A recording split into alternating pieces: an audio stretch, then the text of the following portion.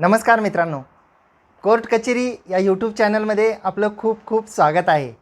आणि आपल्या सर्वांना सांगण्यास खूप आनंद होत आहे की आपला जो चॅनल आहे तो तुमच्या सर्वांच्या भरभरून अशा प्रतिसादामुळे मॉनिटर झालेला आहे. आणि त्या अनुषंगानं आपण आज जो विषय दिलेला होता तो विषय म्हणजे आपण जुनं वाहन जे खरेदी करतो त्यावेळी काय काळजी घेतली पाहिजे. आपल्या सर्वांना माहीत आहे की जेव्हा आपण एखादं नवीन वाहन खरेदी करतो त्यावेळी नवीन वाहन खरेदी करीत असताना त्याचं सगळं डॉक्युमेंटेशन जे असतं ते त्या शोरूमचे जे संबंधित अधिकारी असतात, मालक असतात, ते आपल्याला करून देतात आणि आपल्या नावाचं RC बुक जे आहे ते आपल्याला वाहनासोबत मिळतं काही दिवसानंतर.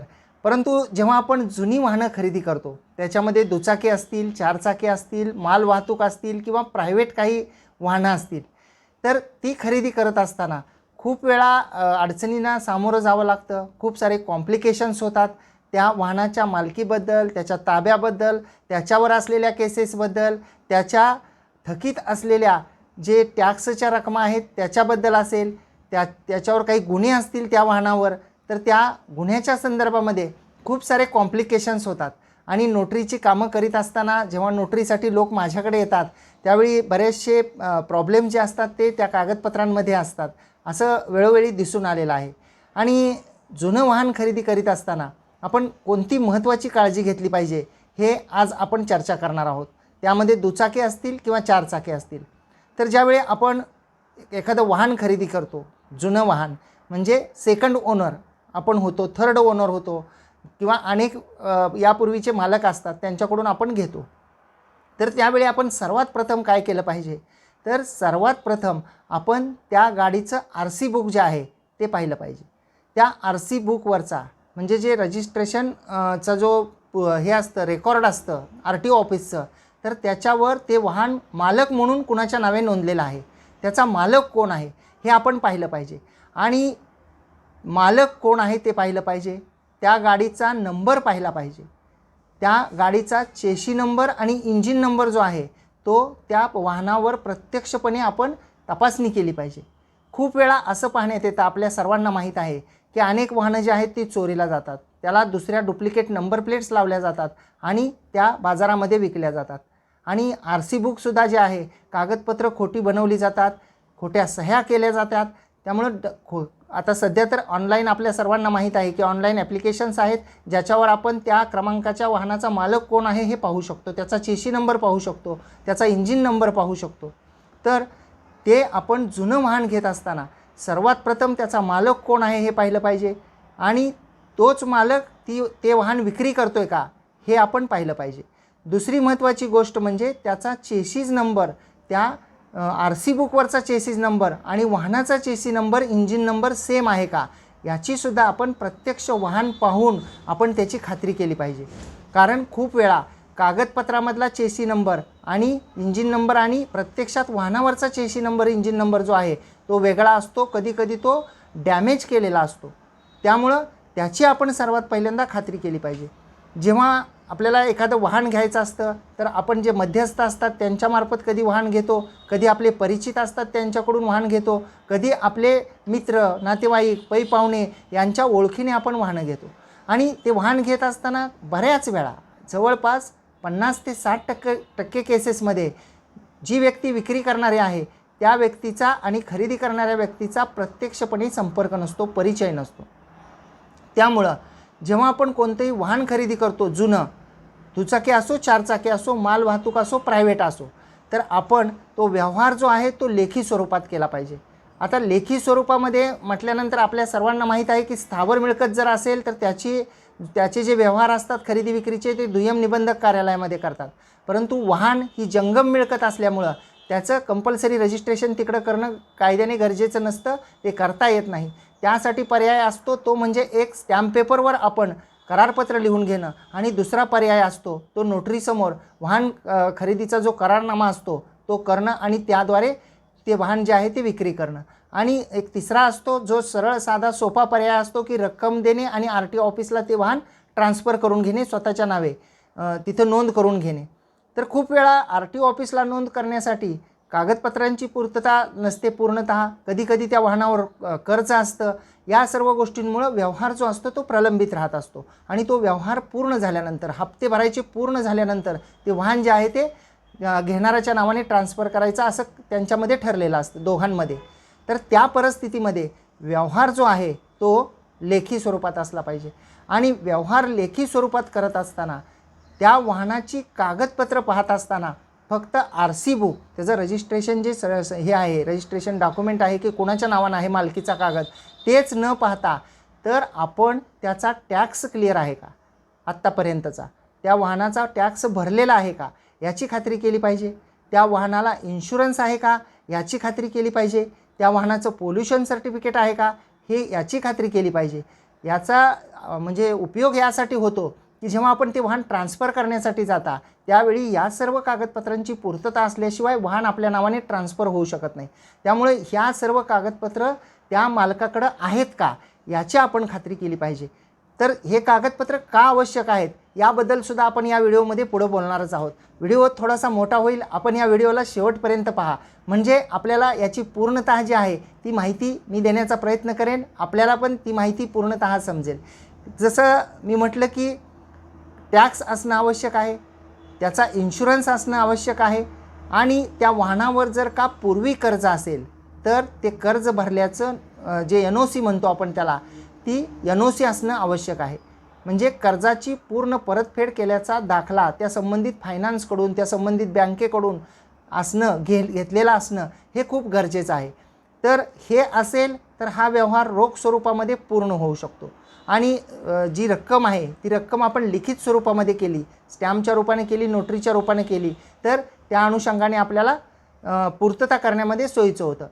आणि जेव्हा ती नोटरीसमोर केली जाते वाहन खरेदी, त्यावेळी नोटरीचा त्याच्यावर सही शिक्का येतो आणि जी रक्कम दिली घेतली याचे साक्षीदार म्हणून ते नोटरी स्वतः होतात.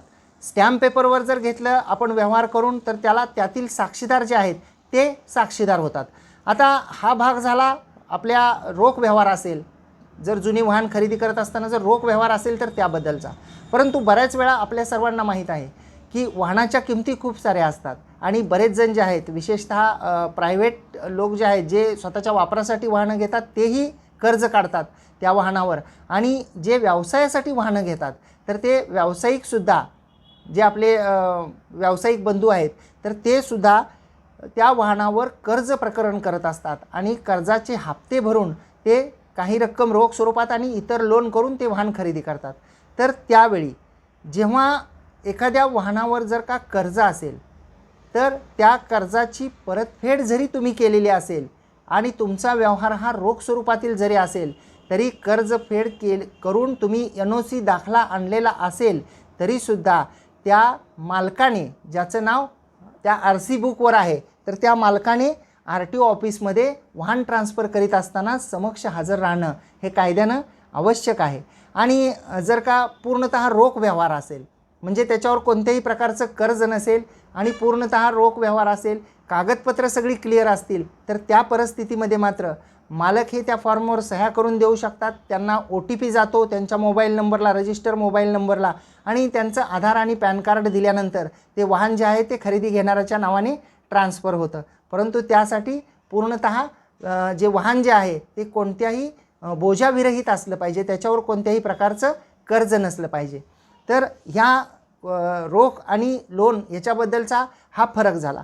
आता टॅक्स क्लिअर जो आहे तो का पाहिजे तर त्याचं कारण असं आहे की जी मोठमोठी वाहनं असतात त्याचा टॅक्स खूप असतो आणि तो टॅक्स प्रलंबित असतो, वाहनाची किंमत ठरते आणि नंतर टॅक्सच्या रकमेवरून त्या दोघांमध्ये वाद उपस्थित होऊ शकतात. त्यामुळं वाहन खरेदी करीत असताना त्या वाहनाचा टॅक्स पूर्णपणे भरलेला आहे का नाही याची आपण जरूर खात्री करणं हे आवश्यक आहे. म्हणजे भविष्यकाळामध्ये जे वाद आहेत ते भविष्यकाळातील वाद पुढे उत्पन्न होणार नाहीत. आता आपल्या सर्वांना माहीत आहे की माल वाहतूक करणारी बरीचशी वाहनं असतात. तर या माल वाहतूक करणाऱ्या वाहनांसाठी जो आहे ते वाहन जर का 8 वर्षाच्या आतील असेल तर त्या वाहनाला प्रत्येक 2 वर्षाला RTO ऑफिसकडून वाहन तिथे नेऊन फिटनेस सर्टिफिकेट घ्यावं लागतं. जर वाहन 8 वर्षाच्या आतील असेल तर दर 2 वर्षाला फिटनेस सर्टिफिकेट RTO ऑफिसमधून घ्यावं लागतं की ते वाहन रस्त्यावर चालण्यायोग्य आहे, त्या कंडिशनमध्ये आहे. आणि जर एखादं वाहन हे 8 वर्षापेक्षा जास्त जुनं असेल तर 8 वर्षापेक्षा जास्त जुने असलेल्या वाहनाला प्रत्येक वर्षी RTO ऑफिसमधून जे आहे ते फिटनेस सर्टिफिकेट घ्यावं लागतं. आणि हा जो नियम आहे हा फक्त मालवाहतूक करणाऱ्या वाहनाबद्दलचा आहे. जे प्रायव्हेट वाहन असतात, म्हणजे खाजगी वापरासाठी जे आपण वाहन घेतलेले आहेत, तर त्यासाठी मात्र फिटनेस सर्टिफिकेटची कोणतीही आवश्यकता नसते. फक्त 15 वर्षानंतर मात्र रिपासिंग त्याला करावं लागतं, ज्याला आपण त्या वाहनाच्या रजिस्ट्रेशनची मुदत वाढवणं असं म्हणतो. म्हणून 15 वर्षानंतर मात्र त्या वाहनाची मुदत वाढवावी लागते, रिपासिंग करावी लागते.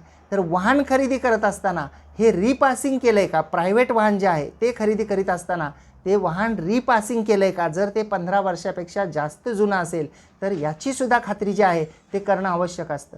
कारण 15 वर्षानंतर जर रिपासिंग केलेलं नसेल तर पुढं भविष्यकाळामध्ये अडचणी निर्माण होऊ शकतात, ट्रान्सफर करीत असताना, स्वतःच्या नावाने ट्रान्सफर करून घेत असताना. आता ट्रान्सफर करीत असताना जसं मी सांगितलं की इन्शुरन्स असणं गरजेचं आहे, पोल्युशन सर्टिफिकेट असणं गरजेचं आहे. आणि सर्वात महत्त्वाचं म्हणजे वाहन खरेदी करीत असताना त्या वाहनाचा ताबा कोणाकडे आहे, त्याची मालकी कोणाची आहे याचीसुद्धा आपण चौकशी करणं हे खूप गरजेचं असतं. बऱ्याच वेळा आपण पाहतो की एखादी व्यक्ती शोरूममधून एखादं वाहन घेते, ते काही दिवस वापरते आणि नोटरी दस्ताद्वारे ते वाहन अन्य इतरांना खरेदी देते.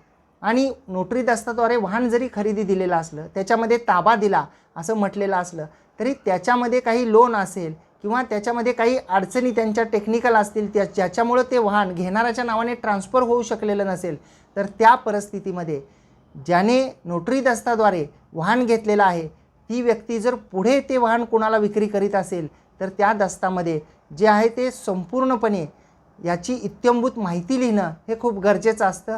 त्याच्यामध्ये असंही लिहिणं गरजेचं असतं की जर आवश्यकता पडली तर मूळ मालक हे वाहन ट्रान्सफर करून देण्यासाठी हजर राहतील.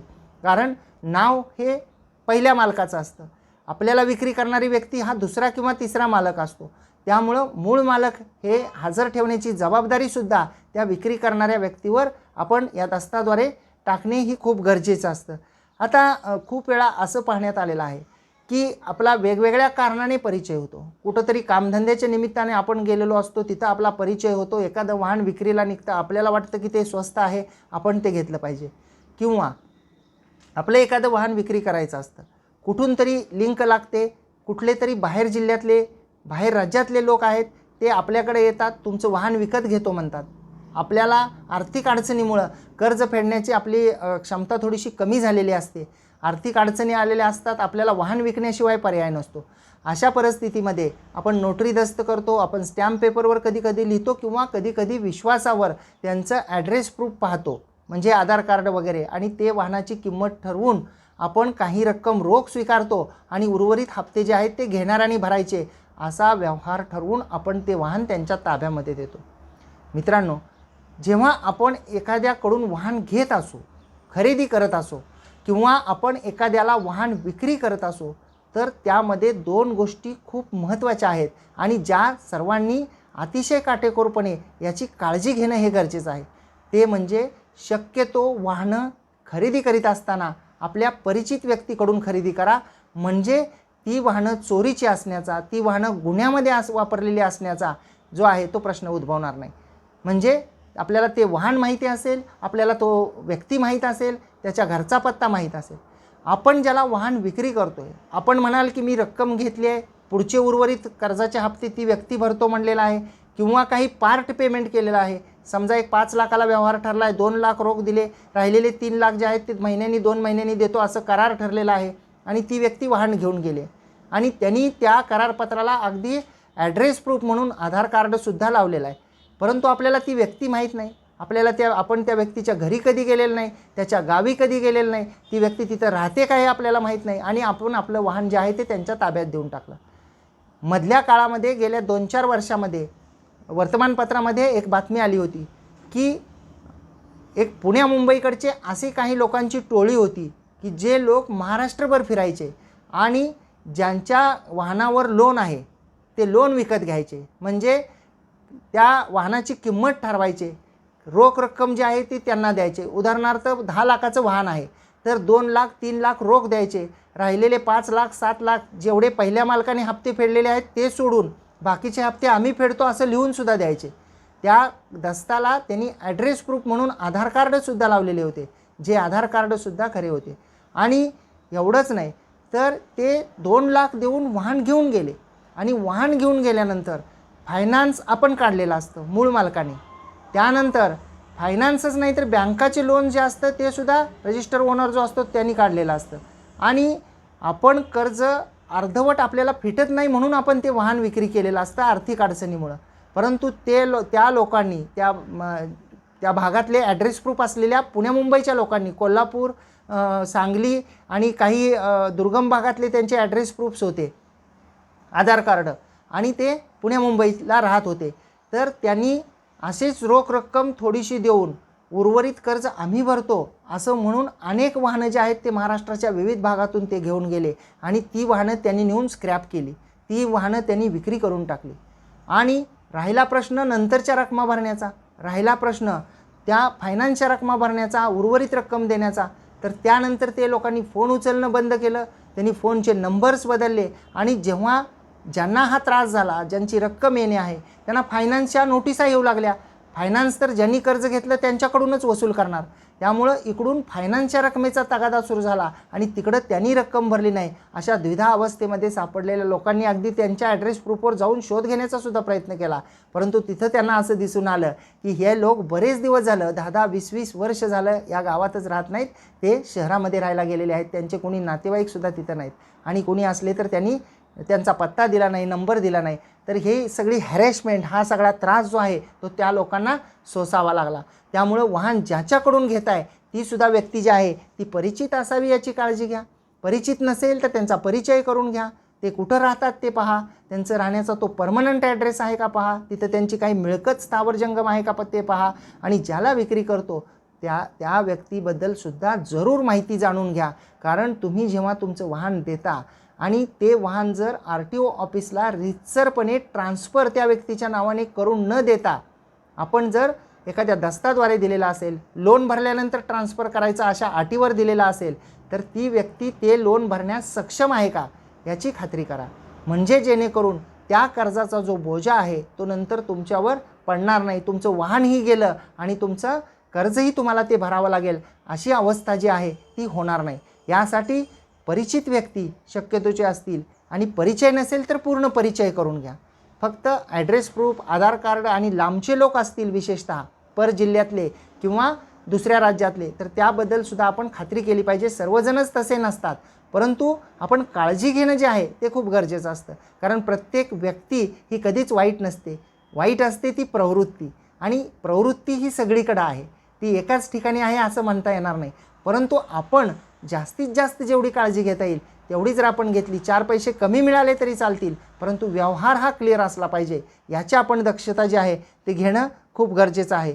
आणि आता जसं मी आपल्याला म्हटलं की वाहनाचा इन्शुरन्स, बरेच जण जे आहेत जे वाहन खरेदी करतात त्या प्रत्येकांना वाहनाचा इन्शुरन्स करणं हे एकाच गोष्टीसाठी जे आहे ते त्यांना असं वाटतं, किंवा व्यवहार जो आहे तो लिखित स्वरूपात करणं हे एकाच गोष्टीसाठी आवश्यक वाटतं, ते म्हणजे अपघातासाठी. तर इन्शुरन्स असल्यानंतर अपघाताची जबाबदारी इन्शुरन्स कंपनीवर जाते. जर त्या ड्रायव्हरला लायसन्स असेल आणि ज्या कायदेशीर बाबी आहेत त्याची पूर्तता असेल तर जॉईंट अँड सेव्हरल लायबिलिटीची न्यायालयामधून आदेश होतो आणि जी व्हिक्टीम आहे, जी पीडित व्यक्ती आहे, त्यांचे नातेवाईक किंवा जखमी असेल तर ते स्वतः जे आहेत ते अपघात न्यायाधिकरणामार्फत नुकसान भरपाई मागू शकतात, दोघांविरुद्ध, मालकाविरुद्ध आणि इन्शुरन्स कंपनीविरुद्ध, ज्यामध्ये इन्शुरन्स कंपनी ती रक्कम भरते. परंतु जर आपण व्यवहारच लिखित नाही केला, आपण तोंडी स्वरूपामध्ये व्यवहार केला, आपण वाहनाचा ताबा दिला, आपण काही रक्कम घेतली, भले तो व्यवहार रोख असो किंवा तो व्यवहार पार्शियल म्हणजे काही पार्ट पेमेंटचा असो, आणि आपण तो व्यवहार जर तोंडी स्वरूपामध्ये दिला, आपलं वाहन त्या व्यक्तीच्या ताब्यामध्ये दिलं आणि ते वाहन जर एखाद्या गुन्ह्यामध्ये वापरलं गेलं, त्या वाहनाचा वापर करून एखादा गंभीर स्वरूपाचा जर गुन्हा घडलेला असेल तर त्या वाहनाच्या क्रमांकावरून, त्याच्या रजिस्टर ओनरवरून, ते वाहन तुमचं असल्यामुळं, ते वाहन ज्या मालकाचं आहे त्याचं असल्यामुळं ती व्यक्तीसुद्धा कायद्याने तेवढीच दोषी होते. त्या व्यक्तीवर सुद्धा जो आहे तो त्या गुन्ह्याला मदत केली म्हणून गुन्हा दाखल होऊ शकतो. त्यामुळं जेव्हा तुम्ही तुमचं वाहन एखाद्याला देता तेव्हा ते वाहन देत असताना त्याचा रीतसर ताबा त्या समोरच्या व्यक्तीला दिला याबद्दल लिखित स्वरूपामध्ये जरूर तुम्ही लिहून घ्या. तो किती तारखेला दिला, किती वाजता दिला हे सुद्धा लिहा. त्याचं कारण असं आहे की त्या तारखेपासून त्या वेळेपासून घेणाऱ्याची जबाबदारी सुरू होते. आता हे विक्री करीत असताना झालं. तुम्ही वाहन घेत असताना त्या वाहनावर कोणत्या प्रकारचे गुन्हे आहेत का, यापूर्वी ते वाहन कोणत्या गुन्ह्यामध्ये जप्त झालं आहे का, झालेला असेल तर तो गुन्हा कोणत्या स्वरूपाचा आहे, या सर्व गोष्टींची सुद्धा आपण चौकशी करा.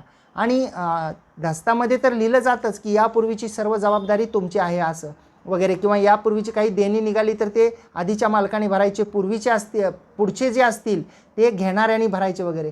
परंतु ते वाहन जे आहे ते कधीकधी गुन्ह्यामध्ये वापरलेलं असतं. न्यायालयाने अटी व शर्तीवर ते वाहन सोडलेलं असतं आणि त्या अटी आणि शर्तीमध्ये अशी अट असते की न्यायालय जेव्हा मागवेल त्यावेळी ते वाहन न्यायालयासमोर हजर करणं आवश्यक असतं. त्यामुळे विकणाऱ्याने वस्तुस्थिती स्पष्टपणे सांगितली पाहिजे, घेणाऱ्याने जे आहे ती चौकशी केली पाहिजे. ह्या खूप महत्त्वाच्या गोष्टी आहेत. आणि दुसरं जे आहे, कधीकधी काही गंभीर स्वरूपाचे गुन्हे असतात, त्याच्यामध्ये ते वाहन शासन जप्तसुद्धा करू शकतं. त्यामुळं त्याबद्दलची सुद्धा काळजी जी आहे ते घेणं खूप गरजेचं असतं. आता हे जुनी वाहनं घेत असताना आपण पाहत आहोत की कोणकोणती काळजी घेतली पाहिजे, काय काय त्याच्यामध्ये लिहिलं गेलं पाहिजे. आता बऱ्याच वेळा असं होतं की एखादी व्यक्ती आहे, त्याचं नाव RC बुकवर आहे आणि ती व्यक्ती मयत झाली, म्हणजे एखादा पुरुष मयत झाला किंवा एखादी स्त्री मालक असलेली मयत झाली, तर मग वाहन ट्रान्सफर कसं करून घ्यायचं RTO ऑफिसला. तर त्याबद्दल जे आहे ते जी व्यक्ती मयत झाली त्याचा मृत्यूचा दाखला हा आवश्यक असतो. आणि जे वारस आहेत, वारस म्हणजे पती जर मयत असतील तर पत्नीचं जो आहे तो आधार कार्ड, पॅन कार्ड त्यांचं आणि ॲफिडेविट जे आहे ते त्यांचं लागतं. आणि जर पत्नी मयत झालेली असेल तर पती जे आहेत ते पतीचं आधार कार्ड, पॅन कार्ड आणि रेशन कार्ड दोन्हीही पती म्हणजे स्त्री किंवा पुरुष दोघांपैकी कुणीही मयत झाले तरी आधार कार्ड, पॅन कार्ड आणि रेशन कार्ड या गोष्टीची कागदपत्र जे आहेत ते आवश्यक असतात. आणि त्यामध्ये सर्वात महत्त्वाची गोष्ट म्हणजे त्या वारसानं RTO ऑफिसला वाहन ट्रान्सफर करण्यासाठी समक्ष हजर राहणं हे खूप गरजेचं असतं. खूप वेळा आपण असं पाहतो की एखाद्या वाहनाचा व्यवहार होतो, व्यवहार झाल्यानंतर त्या व्यवहारातली सगळीच्या सगळी जी रक्कम आहे ती दिली जाते आणि ती सगळी रक्कम दिल्यानंतर काही कालावधीनंतर जेव्हा ते वाहन ट्रान्सफर करण्याची वेळ येते, ते वाहन ट्रान्सफर करण्यासाठी ती मूळ मालक जे आहे ते येतच नाहीत किंवा ते जास्तीची रक्कम मागतात. अशा परिस्थितीमध्ये काही रक्कम राखून ठेवणं हे नेहमी आवश्यक असतं. तुमचे जर तेवढे विश्वासाचे संबंध असतील, तुमचे जर तेवढे रिलेशन्स असतील, नाते असतील, मैत्रीचे नाते असतील, गावातील असतील आणि आपला त्यांच्यावर पूर्ण विश्वास असेल तर पूर्ण रक्कम देण्यास हरकत नाही. परंतु अपरिचित लोक असतील तर काही रक्कम ठेवणे हे गरजेचं असतं. त्याचं कारण असं आहे की जेव्हा ते वाहन ट्रान्सफर करण्यासाठी RTO ऑफिसमध्ये त्यांना यावं लागतं तर त्यावेळी प्रॉब्लेम्स येऊ नये. तर एखाद्या मालक मयत झाल्यानंतर वाहन ट्रान्सफर करण्यासंदर्भातली ही प्रोसिजर आहे. आता जे हे आहेत कर्जाने घेतलेल्या गाड्या आहेत, ज्या वाहनांवर लोन आहे, तर ते वाहन दुचाकी, चारचाकी असेल जुने वाहन किंवा नवीन एखादं वाहन असतं जे लोननी घेतलेलं असतं, म्हणजेच थोडक्यात की ज्या वाहनावर लोन आहे, कर्ज आहे, तर ते वाहन घेत असताना आपण काय काळजी घेतली पाहिजे. तर ते वाहन घेत असताना ते सर्वात महत्त्वाचं म्हणजे त्या वाहनावर नेमकं कर्ज किती आहे हे, ज्याचं कर्ज आहे त्याच्याकडून स्टेटमेंट जरूर आणा. नेमकं कर्ज किती आहे याचा निश्चित आकडा हा घेणाऱ्याला माहीत असणं खूप गरजेचं असतं. कारण बऱ्याच वेळा आम्ही पाहतो की ज्या कर्जाचे रकमा आहेत त्या मोगम घातल्या जातात. 2 लाख कर्ज आहे, 3 लाख. आता 2 लाख कर्ज आहे अशी म्हणून जर का रक्कम घातली आणि त्या वाहनावर वाहन विक्री करेपर्यंत जर समजा 2.5 लाख कर्ज असेल, 3 लाख कर्ज असेल, तर ते 1 लाख रुपये जे आहेत ते घेणाऱ्याला भरावे लागतात. कारण देणाऱ्याने फक्त 2 लाख कर्ज जे आहे ते त्याची जबाबदारी स्वीकारलेली असते, उर्वरित कर्जाची जबाबदारी घेणाऱ्यावर जाते. म्हणजेच त्या वाहनावर नेमकं कर्ज किती आहे याचा निश्चित आकडा जो आहे तो आपण त्या दस्तामध्ये लिहा. आणि एवढंच नाही तर अंदाजे कधीही कर्जाचा आकडा दस्तामध्ये लिहू नका. ते कर्ज किती रुपये रकमेच्या हप्त्याने, महिन्याला आहे का, 3 महिन्याला आहे का, 6 महिन्याला त्याची परतफेड आहे याबद्दलचा स्पष्ट उल्लेख करा. एवढंच नाही, जर त्या कर्जाचा हप्ता नाही भरला तर काय करायचं हे तुमच्या दोघांमध्ये जे ठरलेलं असेल त्याचासुद्धा उल्लेख जो आहे तो दस्तामध्ये करा. आपण फक्त एवढंच लिहून घेतलं की कर्ज नियमित भरण्याचं आहे, कर्ज हप्त्यानी भरण्याचं आहे, इथपर्यंत ठीक आहे. परंतु कर्ज जर नाही भरलं तर काय करायचं? म्हणजे वाहनाचा ताबा परत घ्यायचा का, काही दंडात्मक रक्कम द्यायची, आधी दिलेली जी रक्कम आहे ॲडव्हान्स म्हणून त्या रकमेचं काय करायचं? या सर्व तुमच्या दोघांमध्ये ज्या गोष्टी ठरतील त्याचा स्पष्ट उल्लेख जो आहे तो दस्तामध्ये करा, जेणेकरून संबंध जे आहेत ते गोडीचे राहतील, संबंध जे आहेत ते प्रेमाचे राहतील. नाही तर प्रत्येकजण आपापल्या परीनं जे आहे तो त्या गोष्टीचा अर्थ काढणार. खूप वेळा असं पाहण्यात आलेलं आहे की वाहन काही रक्कम दिली, कर्ज भरण्याचं ठरलं आणि घेणाऱ्या व्यक्तीने कर्जाचे हप्तेच भरले नाही, परंतु कर्जाच्या परतफेडीच्या सगळ्या नोटिसा ज्या आहेत त्या मूळ मालकाला म्हणजे येत राहतात आणि फायनान्स कंपनी, बँका किंवा जे संबंधित लोन देणारे आहेत त्या संस्था, तर त्या ज्यांनी लोन घेतलं त्याच्याकडून वसुलीसाठी तगादा लावतात. म्हणजे वाहनही गेलेलं असतं आणि कर्जाची रक्कमही भरावी लागते. त्यामुळं या गोष्टींचा उल्लेख जो आहे की जर का कर्जाची परतफेड नियमित नाही केली तर काय करायचं याचासुद्धा उल्लेख जो आहे तो दस्तामध्ये आपण जरूर करा. आणि कोणता गुन्हा त्याच्यावर आहे का याची खात्रीसुद्धा आहे ते आपण करा निश्चितपणे. वाहनाची जी कंडिशन आहे ती कंडिशन ही आपण खात्री करा. जर का त्या वाहनाला काही डॅमेज असेल, वाहन काही नादुरुस्त असेल, एखादा पार्ट नादुरुस्त असेल तर त्याबद्दलसुद्धा आपण उल्लेख करा, कारण जेणेकरून त्याच्या खर्चाबद्दल देणार आणि घेणार जे आहेत, विक्री करणार आणि खरेदी घेणार यांच्यामध्ये भविष्यकाळामध्ये वाद निर्माण होणार नाहीत. आता पुढचा जो एक महत्त्वाचा आहे, जसे मी आपल्याला मगाशी सांगितलं, पुन्हा एकदा रिपीट करतो आहे की फक्त नंबर प्लेट बघून त्या RC बुकवरचा नंबर आणि गाडीच्या नंबर प्लेटवरचा नंबर एकच आहे म्हणून कोणतंही जुनं वाहन खरेदी करू नका. चोरीचं वाहन खरेदी करणं हा सुद्धा गुन्हा आहे. त्यामुळं त्याचा चेसी नंबर आणि त्याचा इंजिन नंबरसुद्धा आपण जरूर खात्री करा. व्यवहार पूर्ण जो आहे तो लेखी करा. व्यवहार हा स्पष्ट करा, जो आहे जो ठरला आहे दोघांमध्ये तो स्पष्टपणे दस्तामध्ये लिहा. आणि जर समजा आपण व्यवहार लेखी स्वरूपामध्ये केला, जे तुमच्या दोघांमध्ये ठरलं आहे त्या सगळ्या अटी शर्ती त्या लिखित स्वरूपात असल्या, आणि उदाहरण जर द्यायचं झालं तर समजा 10 लाख रुपयाला एक व्यवहार ठरलेला आहे वाहनाचा, एक 2 लाख 5 लाख रुपये दिलेले आहेत आणि उर्वरित रक्कम जी आहे ती नंतर देण्याचं ठरलेलं आहे, किंवा लोनमध्ये काही रक्कम भरायची आणि काही रोख द्यायची असं ठराविक मुदतीनंतर मुदत घालून ठरलेलं आहे. परंतु त्या मुदतीमध्ये जर रक्कम नाही दिली तर व्यवहार जर लिखित असेल तर तुम्ही ती रक्कम कोर्टामार्फत वसूल करू शकता, खर्चासहित वसूल करू शकता. परंतु जर व्यवहार लिखित नसेल तर काहीच करता येत नाही.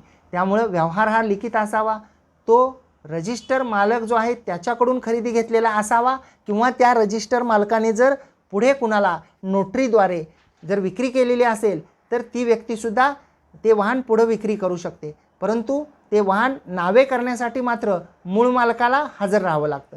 तर ह्या ज्या गोष्टी आहेत या गोष्टी कटाक्षानं पाळणं हे खूप गरजेचं असतं. बऱ्याच वेळा वाहन कुटुंबातल्या एका व्यक्तीच्या नावाने असतं आणि नोटरी करून देण्यासाठी, वाहन विक्री करण्याचा करार करून देण्यासाठी घरातले उदाहरणार्थ स्त्री सदस्याच्या नावाने वाहन असेल तर त्यांचे पती येतात, त्यांची मुलं येतात, आणि खूप वेळा वयस्कर काही लोक असले तर त्यांचीही मुलं येतात आणि आमच्याच कुटुंबातील आहेत असं म्हणून व्यवहार करतात. तर तो व्यवहार कायदेशीर होऊ शकत नाही. जो मालक आहे, मग तो मालक RC बुकवरचा असो किंवा एखाद्या नोटरी दस्ताने त्यांना मालकी जी आहे ती मिळालेली असेल तर ती व्यक्ती ते वाहन पुढे विक्री करू शकते. या सर्व गोष्टींची आपण खात्री केली तर निश्चितपणे आपण जुनं वाहन जे घेतलेलं आहे त्या वाहनाचा सुद्धा आपल्याला आपल्या प्रगतीमध्ये फायदा होईल. प्रायव्हेट वाहन असेल तर आपल्याला ते वाहन आनंददायी असं ठरेल. आणि निष्कारण कोर्ट कचेरी पोलीस स्टेशन या सर्वांचं जे आहे, ज्याला आपण झंझट असा शब्द म्हणतो, जे प्रत्येकालाच नको असतं, कोणालाच नको असतं, तर ते लागणार नाही. त्यामुळं आपण या सर्व गोष्टींची जुनी वाहनं खरेदी करीत असताना दक्षता घ्याल. आपण ती घेतच आहात, पण जी आज मी माहिती दिली त्या अनुषंगाने सुद्धा आपण थोडासा शोध घ्यावा, थोडीशी माहिती घ्यावी, थोडीशी कागदपत्रांची छाननी करावी, थोडीशी वाहनांची तपासणी करावी, आणि ते व्यक्ती देणार घेणार जे आहेत त्या दोघांचीही आपण ओळख परिचय करून घेऊन त्यांचा परमनंट कायमस्वरूपी राहण्याचा पत्ता याचीसुद्धा आपण खात्री करून घेऊन मग आपण वाहनांची जी आहे ती खरेदी विक्री केली तर निश्चितपणे भविष्यकाळामध्ये होणारे जे वादविवाद आहेत ते आपल्याला टाळता येतील. तर कोर्ट कचेरी या यूट्यूब चॅनलवर तुम्ही आहात, मी ॲडव्होकेट कैलास महारुद्र नाईक. आणि तुम्हाला हा जर व्हिडिओ आवडला असेल तर निश्चितपणे या व्हिडिओला लाईक करा, कॉमेंट करा आणि ही माहिती इतर सर्वांपर्यंत पोहोचण्यासाठी आपण या व्हिडिओला जास्तीत जास्त शेअरसुद्धा करा. धन्यवाद.